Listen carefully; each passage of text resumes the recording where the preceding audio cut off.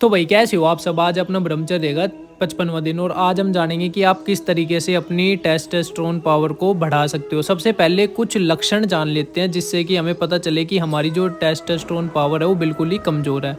अगर आप पूरे दिन थका थका अपने आप को महसूस करते हो और वर्कआउट करते ही काफ़ी ज़्यादा आपकी सांस फूलती हो तो समझ जाना आपकी जो ये पावर है बिल्कुल ही कमज़ोर है।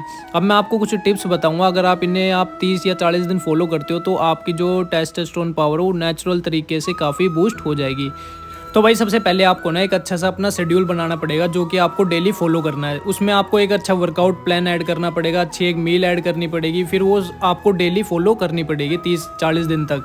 तो मैं प्री वर्कआउट मील में बताऊं तो आप देखो सेब भी खा सकते हो, केले भी खा सकते हो या फिर ओट्स भी खा सकते हो। हाँ, लेकिन जब ओट्स खाओ तो ध्यान रहे कि 1 घंटे का वर्कआउट के बीच में गैप होना चाहिए। तो आपको वर्कआउट में भाई सबसे ज़्यादा रनिंग पे ध्यान देना है। रनिंग आप लॉन्ग रनिंग भी कर सकते हो, अपनी शॉर्ट रनिंग भी कर सकते हो। शॉर्ट में मतलब 3 किलोमीटर तो करनी ही करनी है। फिर उसके बाद आपको स्प्रिंट जरूर लगानी है। स्प्रिंट ये लगा लो, आप 100 मीटर की भी लगा सकते हो, 200 मीटर की भी लगा सकते हो और 400 मीटर की भी, जैसे जो आपको कंफर्टेबल लगे वो आप कर सकते हो। फिर उसके बाद आपको करनी है रोप स्कीपिंग। रोप स्कीपिंग आपको कम से भी कम 10 से 15 मिनट करनी है। फिर उसके बाद आपको लेग की एक्सरसाइज जरूर करनी है, जैसे कि आप लंजेस कर सकते हो, फिर उसके बाद स्क्वाट्स लगा सकते हो।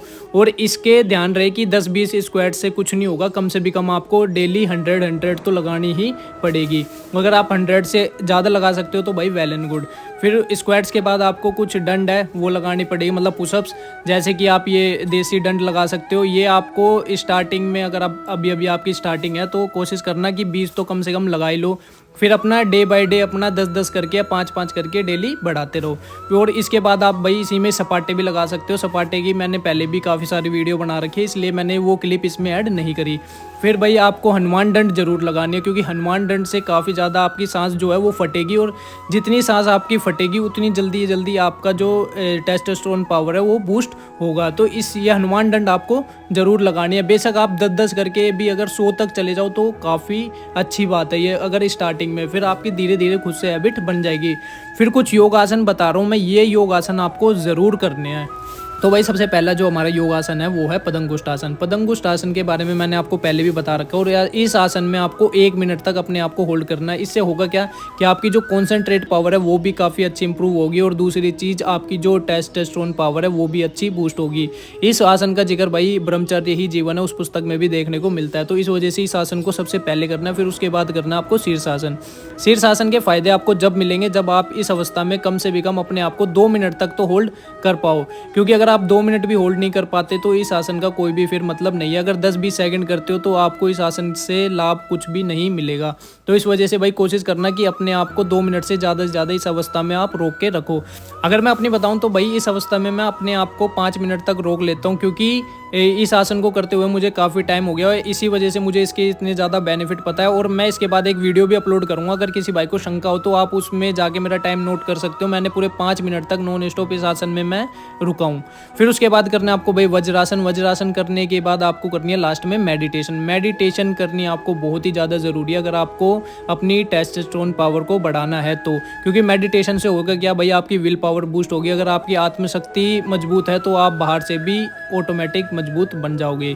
फिर उसके बाद जाना है आपको घर पे। आपको घर आके एक अच्छी मील और डाइट फॉलो करनी है। जैसे कि अभी वर्कआउट के बाद तुरंत बाद आपको पीना है, कोई भी जूस पी सकते हो, या तो गाजर चकुंदर का जूस पी सकते हो, या फिर आंवले का जूस पी सकते हो, या फिर अगर आप वेट गेन करना चाहते हो तो बनाना शेक भी पी सकते हो। बनाना शेक में जो ड्राई फ्रूट होते हैं जो हम रात में भिगो के सोते हैं वो आप अपने बनाना शेक में ऐड कर सकते हो। और जो ये ड्राई फ्रूट का, ये देखो मैं दिखाता हूँ आपको, ये जो पानी होता है ना, ये फेंकना नहीं होता। काफी लोग क्या करते हैं, इसे फेंक देते हैं, तो ये फेंकना नहीं है।